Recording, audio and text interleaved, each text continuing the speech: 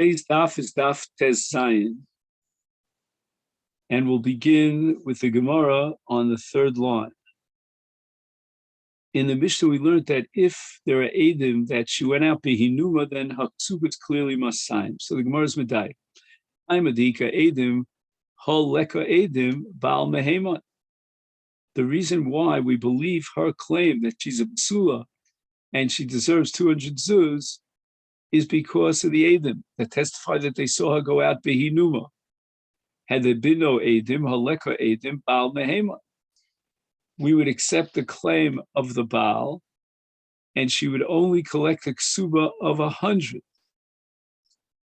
And we don't say that since the two Titus, his and hers, are equal, then we should go back to Chazaka, and this woman has a Chazaka of being a Basula,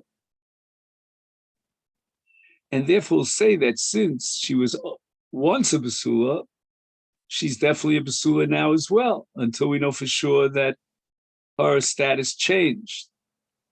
So if she remains Becheskas Basula until we know otherwise, then since the husband, the Baal, has no raya whatsoever to prove his claim, therefore Uki Gavra Cheskasa, and therefore we will reject the claim of the Baal.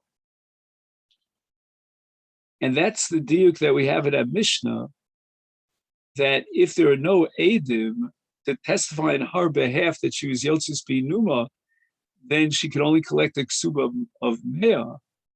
It means that we're not going to rely on her chazak. Now, the Mishnah back on Daf Yud Beis on Beis had recorded a machlok Shimon Gamliel and Rabbi Yeshua in a case of a woman who was married and her chazak, she was a basula, and then they didn't find basulin. The Baal claims that maybe even before the erisin, she had this relationship in which she lost her basulin. She, on the other hand, is claiming as a counter argument that she lost the basulin after the erisin, and Rabbi Gamliel says she's believed because she has a cheskas basula.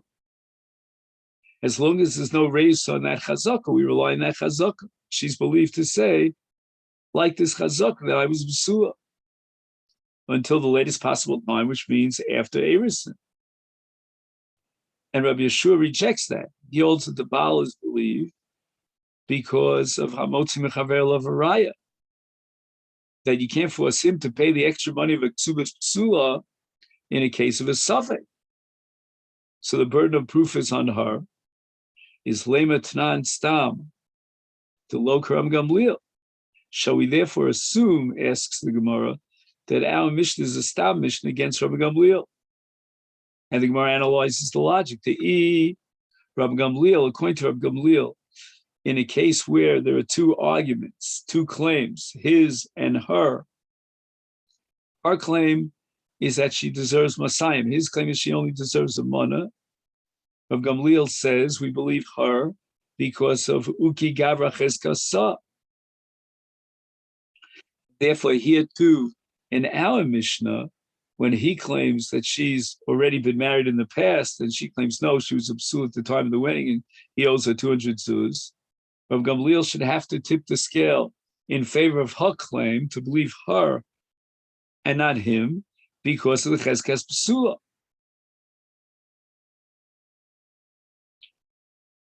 And therefore, to Rabbi Gamliel, if our Mishnah would reflect the sheet of Rabbi Gamliel, then Amar Rabbi Gamliel is the one who says mehem, and she's believed because of cheskas haguf. And here also in our Mishnah, the din should be the same, that we should believe her because to collect her 200 zuz because she has a cheskas haguf, cheskas psula. And the Gemara rejects this. Afilu tamer of Gamliel. In this case, even Rabbi Gamliel would overlook the chazaka, neutralize the chazaka, and accept his claim and require of her, as we saw in our Mishnah, to bring two Eidim that will support our claim that she was a basula. Ad kol lo kamer Rabbi Gamliel hasamel b'bari v'shema. The reason why we believe her over him in the case where he finds a Pesach Pasuch and she says, Misharas Tani Nasti. And the Baal is saying, Lo, Gidvarayech, El Shema, Kodem Erisin Nenast. And he's coming forward with the Tainus Shema. Rabbi Gamliel holds that a Tainus Shema is a weak Taina against the Tainus Bari.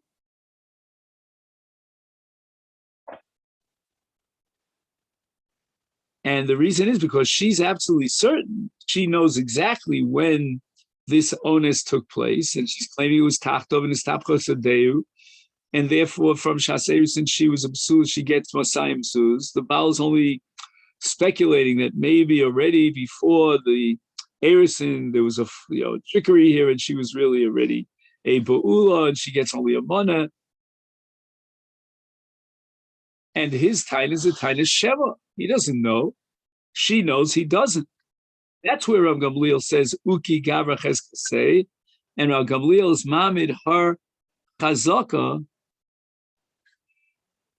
in order to give her the credence and collect Basayim Zuzah, Al Bari. But here the Baal and Isha are both tiny and tinus Fada, and tinus Bari, equal tinus. Whether the Basula was a Basula at the time of the wedding, or no, she was already an Almana. And he's claiming she was already an Almana. His tinus and tinus Fada.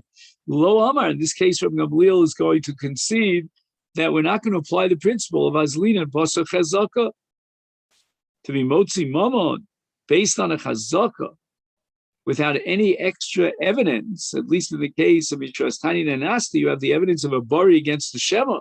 But here, we're talking about Bari Ubari.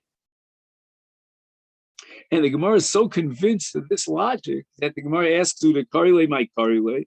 When they originally asked the question, what was the Makshan thinking? What idea crossed his mind to assume that our Mishnah is against Rabbi Gamliel? Our Mishnah's case of Bari for Bari. And the Gemara answers, Keva the Rov Nashim Basulas Nisos. Most women in the world will get married a Basula first time marriage. So it's like her claim is almost almost an established truth, much more than his claim. He's the one who's saying, no, she was already a Bu'ula. She was already married. It's therefore Kibari V'Shemadon. It's almost as if his Taina is going to be downgraded to the level of a Taina Shema, whereas hers is certainly a Tainas Vada, a Tainas Bari. And therefore the Makshin was of the opinion that our Mishnah could not possibly be reconciled with the Shita from Gamliel, as we tried to be Medaik earlier. The Tan of our Mishnah is not so much on Cheskes HaGuf, even in the case of Bari V'Shema. And if Rabbi Gamliel would be the author of our Mishnah, he would have relied on Chazaka. And it becomes Bari Ubari. But the Havamina was, no, it's not Bari V'Shema, because it's Rov Noshim Besulos Nisos. And the Gemara says, Hachina Mistaber. This last answer, the Gemara supports with a diuk from the Lashon HaMishnah, that even Rabbi Gamliel would concede that the husband is believed and not the Isha. That's the way Rashi has it.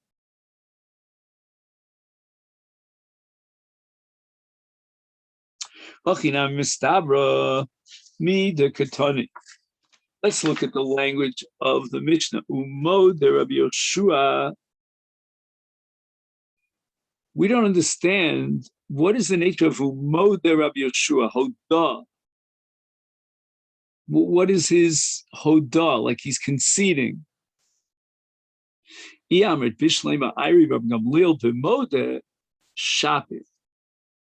to say that in the ratio of our Mishnah, it's Rabbi Gamliel who's speaking, and therefore he is Modu to Rabbi Yoshua that if the two tainos of both Stodim, meaning both the Baal and the Isha, of Vadai, of Bari, then she's not believed. We're not going to apply the principle of Uki Gavra Cheskas Aguf.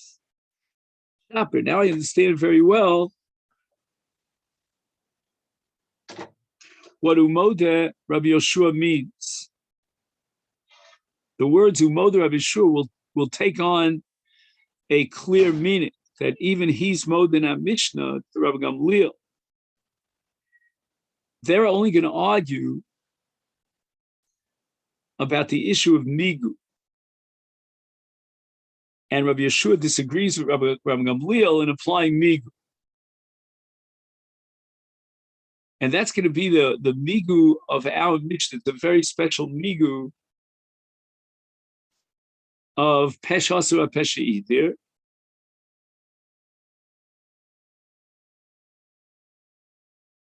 And that's in the Mishnah Li'el. But now, if we look at our Mishnah, then in our Mishnah wrote Modeh Rabbi Yoshua Shayoel.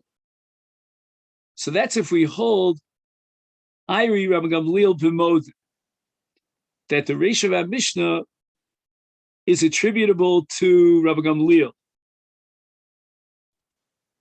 That's called b'Modeh, meaning that he's Modeh to Rabbi Yoshua, that we're not going to apply Uki Gavra Cheskas Aguf in the case of Bari Ubari.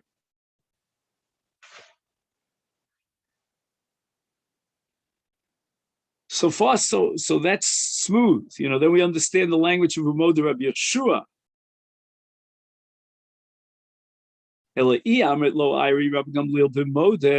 That he's not Mod to Rabbi Yeshua even in this case, but rather he holds like the Makshan. And we said the Makshan holds that it's like Bari V'Shema. And therefore, we're going to go, even according to Rabbi Gamliel, after Cheskas Haguf, and she's going to be believed. If that be the case, we have a problem because Rabbi Yeshua Laman Moda. It's not clear what is the nature of his Odah. And the Gemara rejects this. Mi Savitz Rabbi Yeshua, a high Pirkin Koi, Amigu Koi, Vapirka Kama Koi. You think that Rabbi Yeshua is referring to the Mishnah in this Perek Sheni, Ha'isha Shenis Armol. And that's why you rejected what we suggested before. No. You're making a mistake. Amigu Koi, Rabbi Gamliel and Rabbi Yeshua are talking about Migu at Pirka Kama Koi. Again, we're going to have a whole sugya now what a Pirka Kama means. But Rabbi Yeshua's statement in our Mishnah is directed towards the question of Nemanus built on Migu, which was a machlokes between Rabbi Gamliel and Rabbi Yeshua in the first parak. And now the Gemara is going to try to juggle this around and fit this all into place. What machlokes from Gamliel, Rabbi Yeshua did we have in the first parak that this Tarton has in mind? Ahei. Ilema aha. On the Mishnah back on Daf Yud Gimel. We have a pregnant single woman, Haisamu Beres, and the Dayanim ask her, Amrullah, Mativot Shalu Barzeh, because we're worried if one of the Psulim had beer with her, and he passed her to Kahuna, and she answers, May Ish Ploni V'Kohenhu, meaning he's a kosher. Gamliel, Rabbi Eliezer Omri, Elazar Omri, Nemenes, she's believed, and she can marry Kohen. Rabbi Yeshua Omer Lo Mipianu Chayim, we don't trust her, we don't believe her, we don't rely on her claim until she brings a clear-cut proof and evidence. We are afraid that she became pregnant from one of the psulim. And on that machlokes, where Rabbi Gamliel says she's nemenis and Rabbi Yeshua says she's not believed, we have our Moder Rabbi Yeshua here that Omer Migu, meaning the special Migu of a Pesha Asu, a Pesha Hitir. Now, who has the Nemonis of Pesha Asu, Pesha Hitir? Let's go back for a moment to the Mishnah on the previous Amud. So we had the case of Sada Zushal Avichai, so Lakachtia Mimen. And he's believed with the Pesha Asar Eshahita. And that's a very, very high-powered migu, such that even Rabbi Yeshua would believe and rely on this migu, which we call a Pesha Asar. So more rejects this. Also, my migu ika, case of a muberes, meaning a pregnant woman who's not married. What kind of a migu does she have? What other claim could she have put forth to support her claim? She cannot deny that she's about to give birth, meaning that she had a relationship with another man. That's nikar lakol. She's muberes. So how can you say that she's believed with a tiniest migu when she says lekosha nivalti? Why? Because migu, because she could have said, I never had be'ila. How could she say such a thing? We're not going to believe in immaculate conception.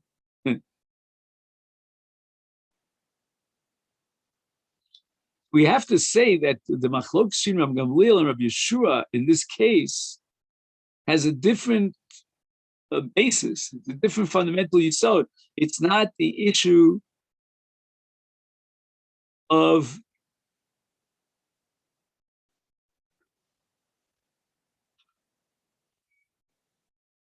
migu, because there is no migu. She can't say Moder Rabbi Yeshua in our Mishnah because she's believed with the migu. There is no migu. In the first Mishnah, I mean, in the first parak. If there was a migu in the first parak and Rabbi Yeshua says, I don't rely on that migu. But here, in the second parak, where you have a Pesha Asar, which is a high-grade migu on Mod, I can see. But there wasn't a migu in the first parak because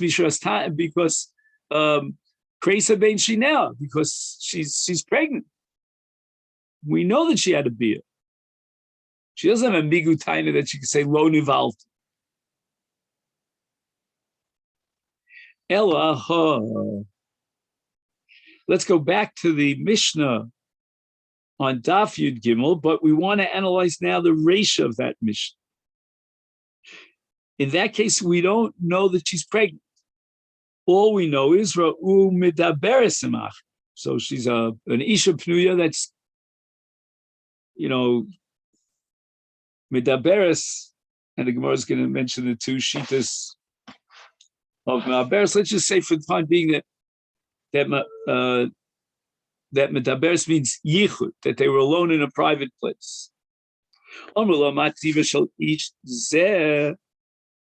Maybe he's one of the poslim to Kahuna, and she responds, Ish Ploni V'Kohenu. She points to so-and-so, and he's miyuchas. He doesn't passel anyone to Kahuna. And here we have Machlokas Chachamim, Rabbi Gamliel, Rabbi Elazar Omrim, Ne'emenes, she's believed. Rabbi Yeshua Omer Lo Mipiyono Chayim, we're not going to rely on her. And she's Becheskes Be'ula Lepasula, until she can bring proof to the contrary. And with regard to that machlokes of Ra'ua Medaberes, there, although Rabbi Yeshua says we don't believe her to say lekosher, etc., but here in our Mishnah, we're talking about a different kind of migu that Rabbi Yeshua would accept.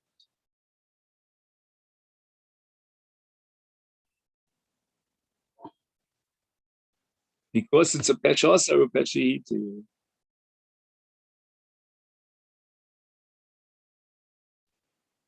So the Gemara rejects this as well. Hasam my migu ika. You want to say that Ra'u Medabers also gives her migu. Hanicha, that makes sense.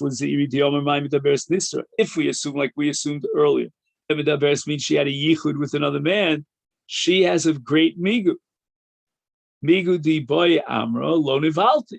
She can deny the claim that she had a be'ilah.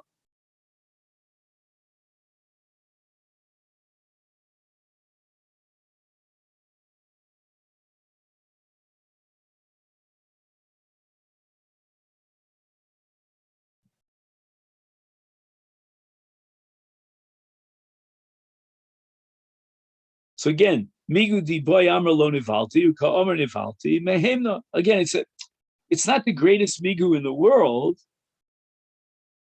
but it certainly means she could have had a better taina if she would have contradicted his claim and said lo nivalti. And the fact that she admits nivalti, but l'kocha nivalti, that's already a migu.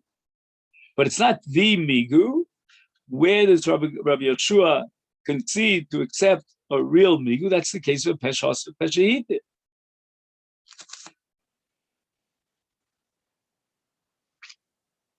So that's very smooth. That's according to Zeir. That medaberes means nisra. El Rav Asi diomer my medaberes nivalti. Niveles. It means that the Adam saw the Be'ilah is my migu ika. I mean, she can't claim that she didn't have Be'ilah against two Adam. So according to Rav Asi, when Rabbi Gamliel and Rabbi Lezer say lo haminu leisha machmas migu kiyami tamaacher, in kain bar shalo ledivri hamishna zud is kavin atartz.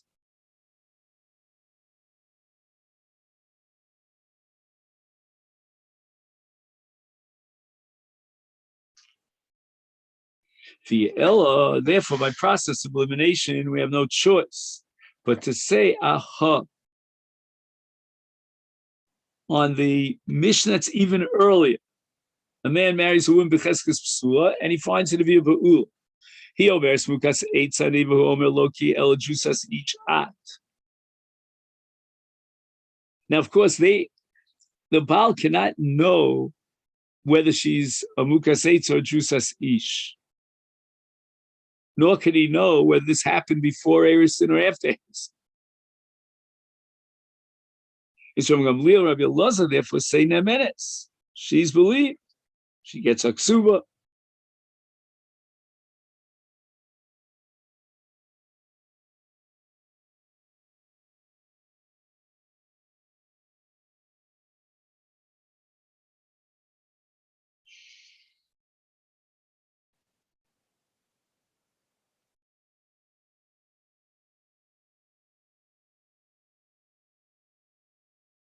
So Rabbi Yeshua says, Lomi pia anu chaya. Right? She's saying that she's a mukas eitz, and Rabbi Yeshua says, we're not going to rely on her. Her claim is not to be believed, even though she's bari and he's shema. And we're not going to say uki gabra cheskaseh. But in our Mishnah, Rabbi Yeshua has this high-powered migu of a pesha asar, and he's moda that she would be believed. So Gemara asks, how could that be? Chasa my migu ika. What migu is there that would generate hanemonas?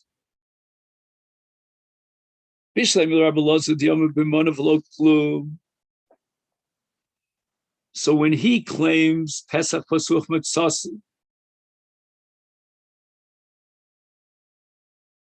according to the Chachamim, Mukat Eitz gets Messiah, gets Mana. So she's claiming a Mana when she admits that she was a Mukas Eitz. He doesn't want to pay her a dime. He wants to claim without knowing that she's a Drusas Ish.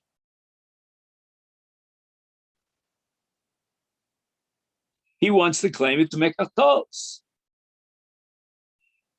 I had mine to marry a Basula. And in such a case, lo tito klu, she doesn't deserve anything.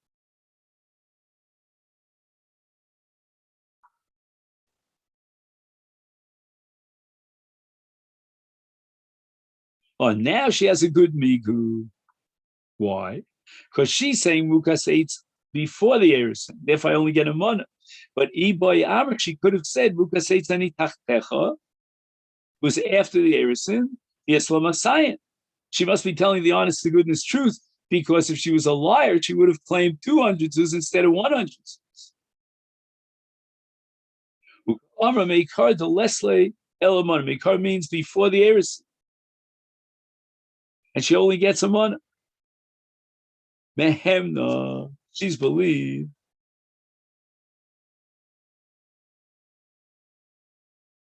So that's all according to Rabbi Eliya's laws. Ella, the Rabbi Yochanan, the Omer b'Masayim umana. Right,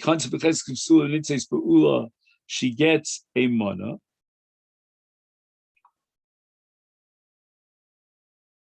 And Rabbi Yochanan was the one who attributed the Mishnah to Rabbi Meir that Mukatz Eitz gets Masayim. Whereas he's claiming the Baal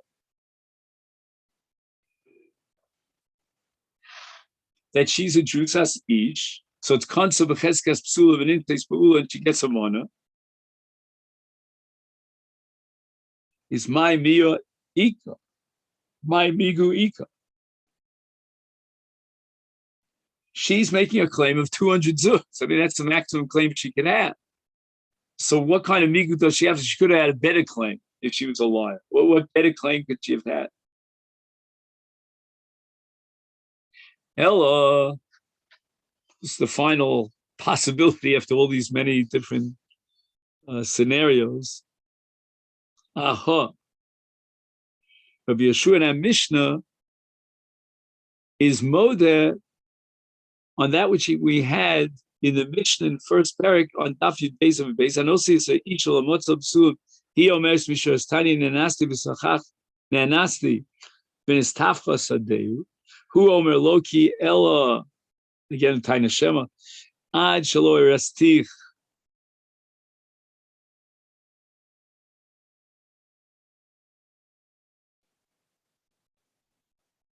And therefore I'm claiming a Mekach Tos. And here we have Machlokas from Gamliel Rabbi Lazar. They believe her, and she collects Masayim, Rabbi Shomer Lo Mipionu Chaim, and therefore it's Mekach Tos. And she gets nothing.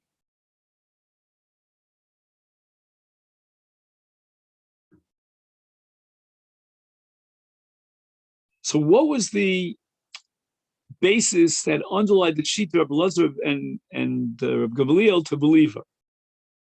And the Gemara says, the Migudi boy Amra, Mukar Eitzani Tachtecha, by admitting that Mishras Tanin and Nasti, she apostles herself by her own confession to Kahuna.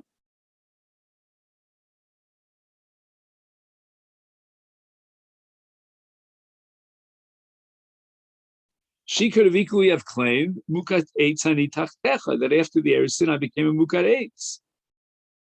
And therefore she gets a ksuba, and she's not psul kahuna. Uka amra, but instead she says nenasti the kapasla nafsha mi kahuna mishmachi kamram gamliel demehemna. We believe her. She could have had a migu. I mean, she has a migu, but she could have made a claim of ukasetzani tachtecha. Uka amra b'yeshua or gamliel.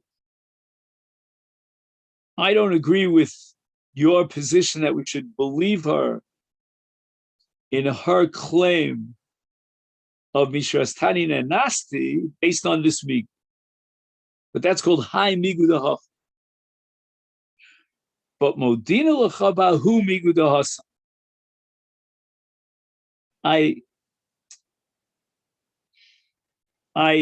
What's the word? Concede to you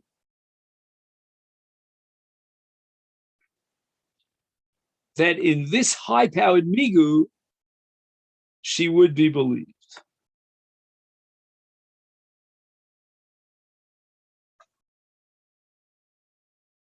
It's called a migu diboy shasich. You could have said nothing.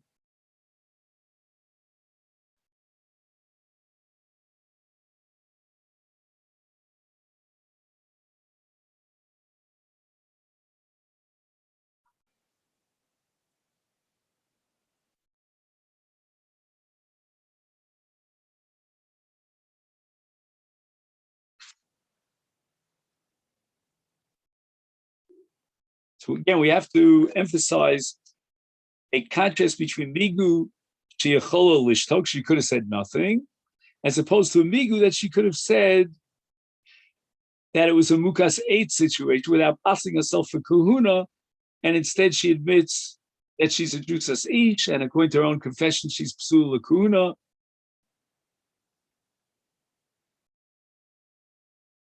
So whereas michti haimigu v'haimigu maishna haimigu v'haimigu, why is it that Rabbi Yoshua would be moda in our migu, in our mishnah? Hasam, in the case of, let's say, somebody is muchzak in the sod, and ein shar shachar l'fanech, there's no reason to have doubts that in the wake of those doubts, the bailim have to be toveh the soda from miyada muchzak. So therefore, if the muchzak would have said nothing,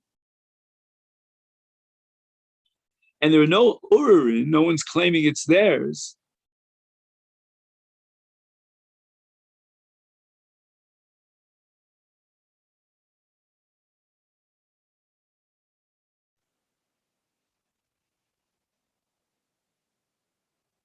so the muchzak could have been shosek. Now he comes along and says, no, this belonged to you, but my father brought it. I bought it from your father, blah, blah, blah. That's l'kachtia, and it's ein shar shachar l'fanech. So even if he wouldn't have admitted shal avicha isa, we would have awarded him the karka based on his chazak. But hasam, in the case of a woman who says bishras tani nasti, shar shachar l'fanecha, even if she would not have any claim whatsoever, there's already a suffix in front of our eyes because there were no basul in here. So when she answers that up and says, oh, mitrastani nanasti ustachbasanteu, she's not believed based on a migu that she could have had a better taina.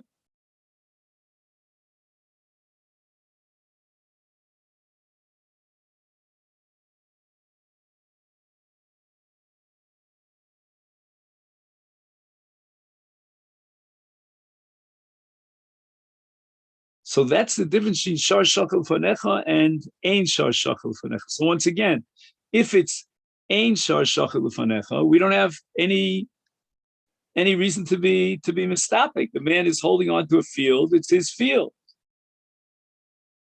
He didn't have to come and put his foot in his mouth and admit, well, it once belonged to your father, and I bought it from him, and all that. That's a real pesha. So that's called ein shar shachal fanecha, and even Rabbi Yeshua b'mod. But in the case of Mishras Tani Nasti, that's already Shor Shachal Fanecha. Now, we already have a suffix since in the wake of the fact that she doesn't have Sulin, and she answers Mishras Tani Nasti, okay. But she doesn't have a Migu that she could have claimed another Taina that would have been better than that.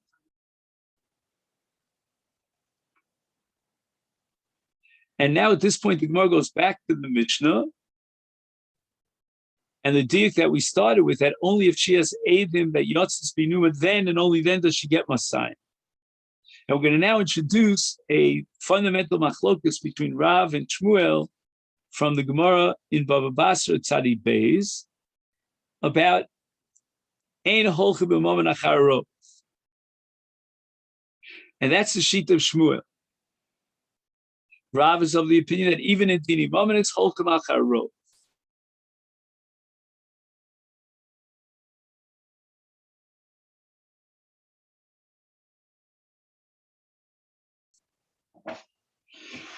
So therefore, according to Rav, if a person has a rov to support his claim, he could be motzi mamim yadam muchsa.